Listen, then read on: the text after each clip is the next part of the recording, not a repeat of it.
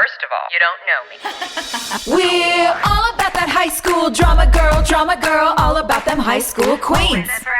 We'll take you for a ride in our comic girl, drama girl, cheering for the right team. Drama queens, smart girl, rough girl, fashion but you're tough girl. You could sit with us, girl. Drama queens, drama queens, drama queens, drama queens, drama queens. That's a good way to start this. Hey, everybody.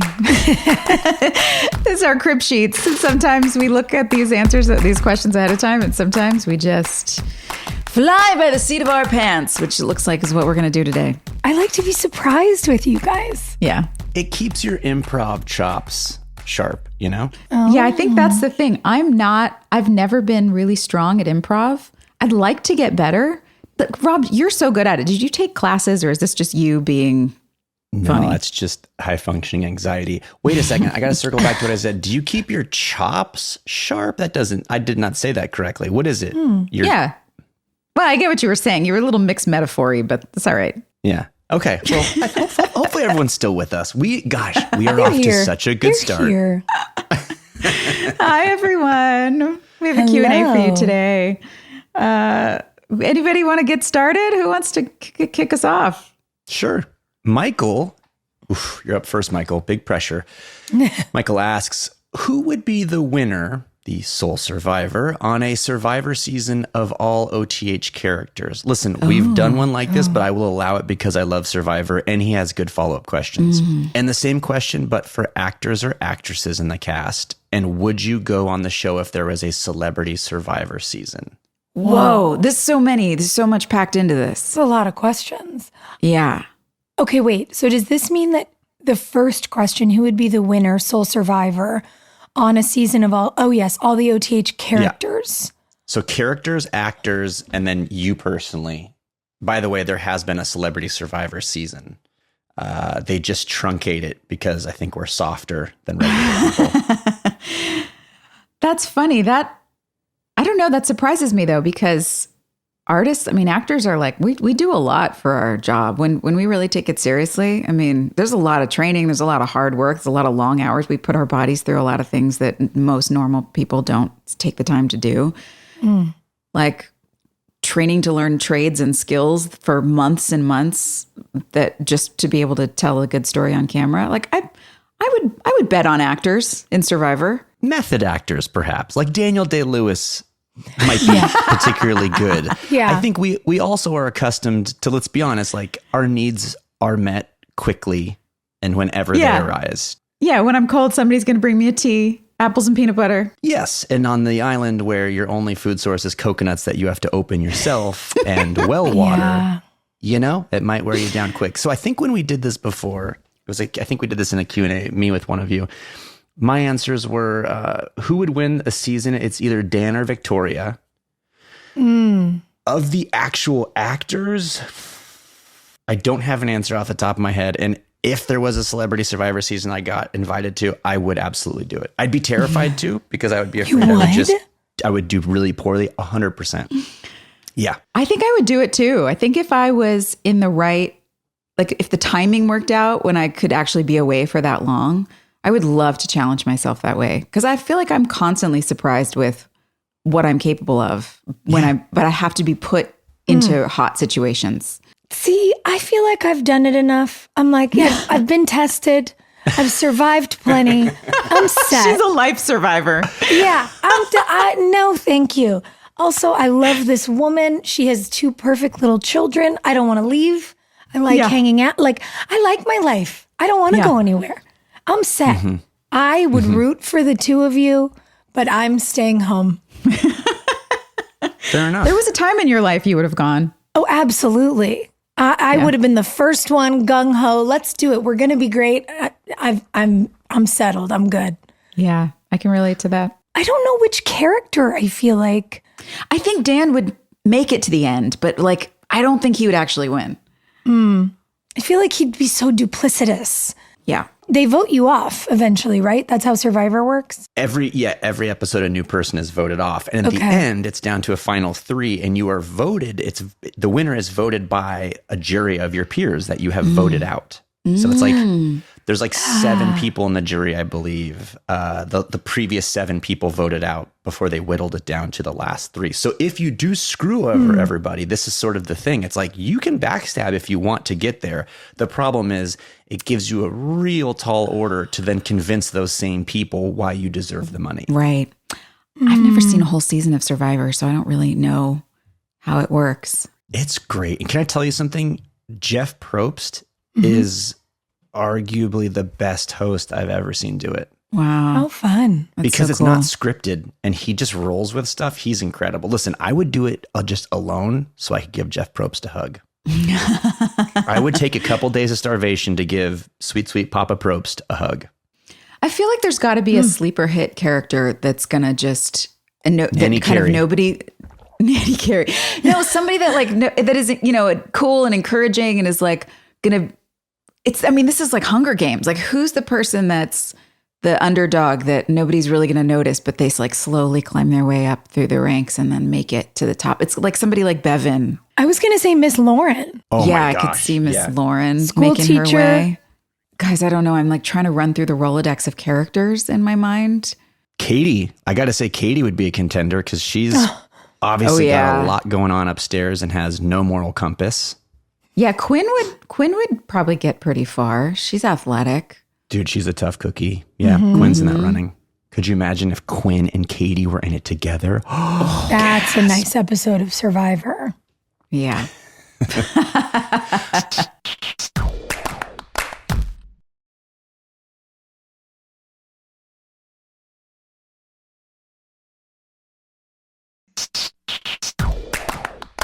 Mark wants to know if you were to win the lottery. Guys, I actually did win the lottery. This ticket, I just had to pull out of my phone because it was blocking the camera so our producer couldn't see my recorder while he was fixing it. I won $5 Yes. at the Tennessee Peppermint Red Lottery. It's Wow. very exciting. What are you going to buy with it? A latte? I'm going to go redeem it and buy 5 more tickets. Like a true gambler. You're a let it ride type of gal. What would be the signs is really the question. If you were to win the lottery, what would be... Oh, so I guess this is assuming you won the lottery, but you keep it secret. But like, how would people around you know? There would definitely be signs. I spoke about this recently, and I'm trying to think of who it was with. You know, when you go to some beautiful place around the holidays and all the trees are wrapped in lights, like the trunks of every tree, everything's just in white Twinkie lights. It's so beautiful. Next Christmas, that would be my house. That would be a sign. Oh, yeah, that's a good one. You know? And I suppose it could be a thing that I could do. I could really just commit to spending a few weeks of doing the labor to get that done. And maybe it's not as expensive as I think it is, but I think it's really expensive to do that. That's a lot of work. But let me ask you a question. Is it, though, limited to only the Christmas season? See, I would leave them up year round. Yes. See? Yeah. I'm with you. You just live in a garden of lights. I think you do the whole neighborhood, whether they like it or not. HOA be damned. I would love that. That's awesome. I would really love that. Guys, I don't think you'd know. I would Really? not. Like, I keep shit on lockdown. I just don't think. I would be pretty stealth, I think. I don't know. I don't know what the signs would be. The sign would be that you just get like even quieter. Probably. You become a recluse. Just travel more. I think also because it would scare me a bit. Like that much money, there's a huge responsibility with that. And I would be much more inclined. You might see me on a few more private planes, like taking some, like I'd probably get a subscription to one of those private plane companies just because I hate going to the airport. I love that in the same thought, in the same breath, you went, there's a lot of responsibility with that much money. I think you'd probably see me taking more private jets. You acknowledged responsibility and then completely shirked it. I know. See, this is the human dilemma. I want the things that I should not want, and I do the things that I should not do, and we all do it, and then try and find our way out of it. I think for me, the sign would be the neighborhood would suddenly notice that the house next to me got bought, leveled, and then a whole entire food cart pod moved in, but it was only for me. They'd be like, did you guys notice the 12 food carts that moved in that pod? Yeah, it's just for Buckley. What is that about? It would be, that would be my sign. I was going to ask if you'd buy a corn dog machine, so I have my answer. 1,000%. Corn dog place, a churro place. Cotton candy machine? No, never been a cotton candy guy. Me neither. Really? Don't care. Kind of creeps me out. I'm a crunchy, salty kind of guy at heart. So the cotton candy never did it for me. But listen, Joy, if that's a big thing for you, maybe I get a cotton candy truck. You know, when you come by, you get your cotton candy. Everyone wins. Yes. I'll just let you know when I'm coming over. It's like the Candy Bowl in Wilmington all over again. Except it's trucks. Except it's trucks. Food and trucks. real people just I love it. there 24/7. First Fridays in Venice every day for Rob. Okay, wait. We have a question that really relates to this. Jenny Baby Bear Jones, look, the nicknames keep coming, asks if you went on Who Wants to Be a Millionaire, who would be your phone-a-friend when you were trying to win the money? Ooh. Such a good question. Also, incredible nickname. Way to go, Baby Bear. Baby bear. Yeah, who would you call? So here's the thing. They don't know whether your friend is sitting in front of Google, correct? Right. It goes too fast. I mean, Does it? I gotta say, have you seen people with AI now in job interviews where they're being asked a question in real time and the AI prompt is running and he is hearing the question and then takes like a 2-second pause and formulates a thoughtful answer? I haven't seen People that. are now doing this in job interviews. How? They have their phone running and like an ear pod in or something? They have the AI program prompt running while they're on like a Zoom call. Oh, and goodness. so it is listening. This stresses me out. I think we're making ourselves so stupid. Sorry, you go. No, I'm just saying, like, I don't know if it needs to be like your smartest friend anymore as much as it just needs to be your fastest typing friend. Yeah, that's realistic. Okay, let's say there's no Google. Let's say like the person has been vetted and they have to be like in a booth. Yeah. I mean, Soph, you know a lot of random information. I might call you. Yeah. Thank you. She was on my short list too.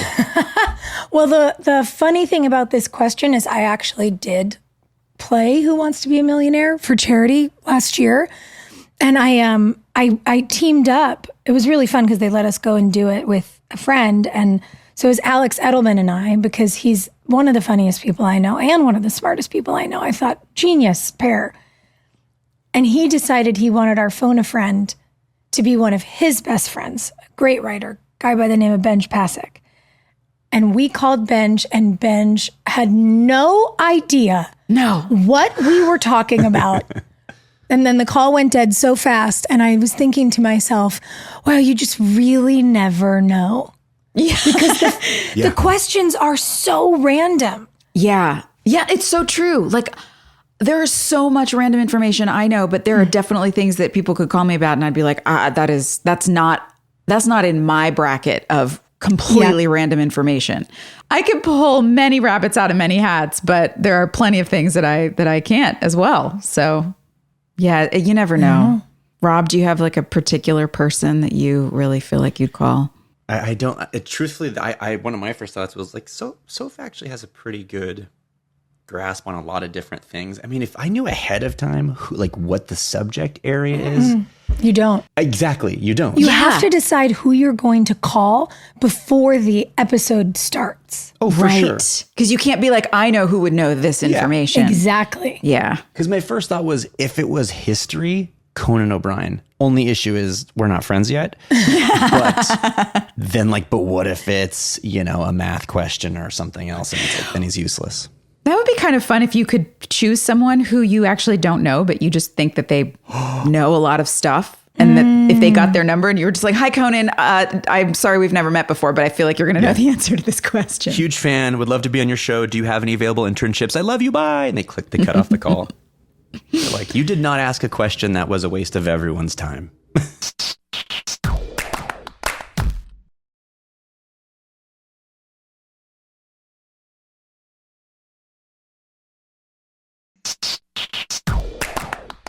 Well, speaking of searching Google, Adam wants to know, what's your most recent Google search?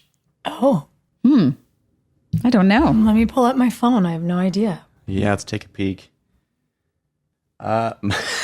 This is so on brand and unsurprising. Mine was for a restaurant in Portland. Mine is also quite on brand and unsurprising. I was searching an article about a house I wanted to look at on Architectural Digest. Mine just says page not found. How do I go? So Hold on, perfect. I'm trying to go back. So perfect. That's true. Oh, okay. Shakespeare, Nashville Shakespeare Company. That was my last search. All of those feel on brand. They really do. Yeah. There you go. Okay, well, Proud of us. let's see. Oh, good one. Comfy in Kansas. Love the nickname. Also, I love these kind of hard-hitting questions. When you get home from work, are you changing into PJs or sweats/leggings? Sweats for me. Aren't they the same? Great follow-up question. For me, it's sweats because Yeah. I don't really have traditional pajamas. When I think about traditional pajamas, a matching set, if you will, with the buttons, Yeah. that feels like something I put on specifically after a shower. Yeah. I'll throw sweats on when I get home, but not stop to, necessarily take a shower. I wouldn't put my pajamas on coming in from the outside, I don't think. Yeah, I wouldn't either. I like them to feel clean if I'm going to step into a pajama set. I agree with that. The first thing I do when I get home is take off my bra. That's like without question. It's such a pain in the ass to wear these things.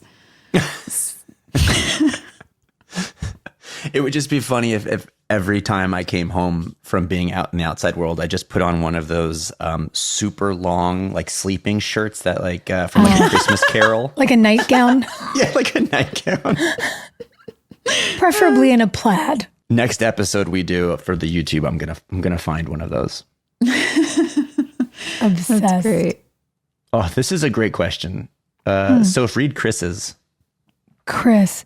Oh, who's the co-star you can go months without talking to, but when you see each other, it's like no time has passed? Oh, I feel that way about all of us. yeah. Like, it doesn't matter if we see each other once a week or twice a year. We're just in it. Yeah, because that's what happens when you spend that much time with 10 years together. You just become family. There's no way around it. So it's actually really nice. And every convention feels like a big family reunion. So we do tend to just pick up where we left off. I don't know if there's one particular person. I do feel that way about everyone. It sounds like a safe cop-out answer, but it's really the truth. Yeah. Yeah, I think so Yeah, too. it's such a common experience. And I feel that way about people that I've done other shows with as well. Like, I'm at a point, however many years it's been, where I typically get to see my friend Marina, who I worked in Chicago with. We see each other in person kind of minimally once a year, but it's always like we're right back at it. And I just think there's something, to your point, Joy, about when you spend so many years day in and day out with people, you create a bond and you have this experience together and it never goes away. Even though part of the nature of our jobs is that you go from one set to another and you kind of start all over again. You still have the thing you made with each other. Agreed. I would say, yeah, it's everyone that I can go months without talking to. When I see each other, it's like no time has passed, except for James Lafferty, because when we go months without talking and we see each other, I just find myself wishing more months had gone by because he just gets more awful with age. I love you, James. Okay. Action Jackson is asking, did you have consistent stunt doubles for some of the more physical scenes, or was it different depending on who was a series regular and who wasn't? No, we pretty much had the same pool of people. They would just jump into different character roles. Yeah. But over 10 years, you get new people that come into town and some people move off to other projects. And so there was a little rotation, but we did have some staples that were with us for the majority of the time. That's it. That's it. That's the truth. That's the truth. How about Miss Angelica? But instead of dinner, we make it any food scene. Yeah. All right. Angelica wants to know, what was your favorite, and now Angelica had asked dinner scene, but I'm just going to say, what was your favorite food scene in OTH? I'm going to say mine actually involved you, Soph, which is interesting because we didn't have a ton of stuff together. It was you, myself, Chantel, and Jackson trying the saltine challenge in the hospital. Yeah. That was so fun. Because what you actually see in the show is we're not acting. It's just, it's like me going for it, you laughing, and then me laughing and coughing, and Chantel 100% going for it. Like, I don't know. I don't think any of us were in character. I think it was just us as humans trying this and then laughing at ourselves. Yeah, it was absolutely preposterous. Yes. Oh, I loved that. Yeah. I was going to say, probably because it's the last one that we've watched together, but our big Thanksgiving episode was so much fun. Although now that I think about how much I enjoyed filming all of that, we didn't do much eating. Brooke was really just chugging, fake wine out of a bottle, which I also thought was very funny. But yeah, I think I like meals because usually they mean we get to gather. And to your point, Rob, even though Brooke and Clay didn't have that much overlap, we managed to have it with food. Which, again, feels on brand. I love it. Very meta. Yeah, tracks. I did also love this in terms of just food scene, you in the kitchen. So with the glasses and the bird burning in the oven and moving around and all the props and everything was great. And also when we were eating the pot brownies and I had the spaghetti and just getting totally high and terrified. It was really fun. That was so fun. Guys, you're showing up to the table with nicknames. We love it. Thank you. Come back with more. A question for the two of you.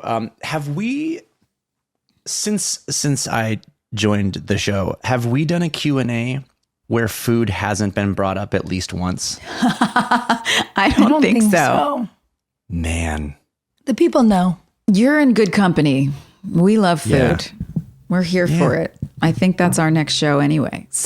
We need to do something revolving food. Clearly. Revolving around food. Where we eat it and then we talk about it and we get paid for it. Instead of watching One Tree Hill episodes, we just have meals. And we just recap. It's a meal recap. I love it. All right, add it to the list. Okay, guys. Thanks for hanging out. See you soon. Thanks, y'all.